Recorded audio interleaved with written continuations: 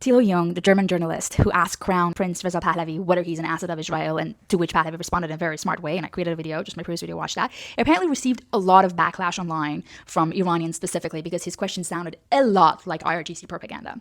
Thilo, however, kindly reached out to me saying that I hadn't fully included or coded his question and asking whether I, and perhaps many other enraged Iranians, are scared of facts. So to do him, in the practice of democracy online, a favor, I'm going to go over his question phrase by phrase. I have a personal question, since we can see outside that you're here with the help of the lobby group Europe-Israel Press Association. The Israeli government supports you taking over in Iran, and that's the same government that started the war of aggression against your country with the US.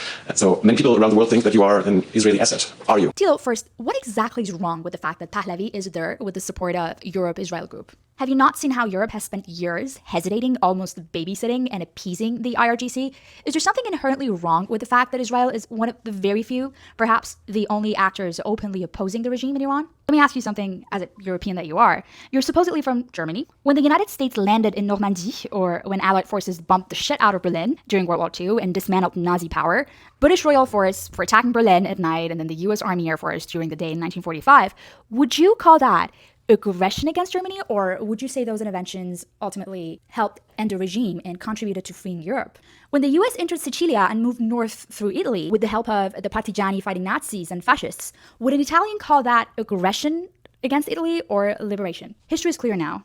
Italians are grateful for that intervention. It helped free their country. So why is the language slightly different when we talk about the Middle East? Why do you and your colleagues keep framing Israel and the US as your oppressors in this story, while fully ignoring who the main oppressor in power is, Islamic regime of Iran, and that had caused war and terrorism in all the Middle East, if not mentioning the rest of the world? Why is it aggression here, but liberation there? And your question, was it really personal? Or was it political, framed in a very specific narrative? Because here's the reality. Prince Pahlavi himself pointed out that out of 150 journalists in Germany, almost no one asked him about one of the biggest recent ongoing massacres of our time.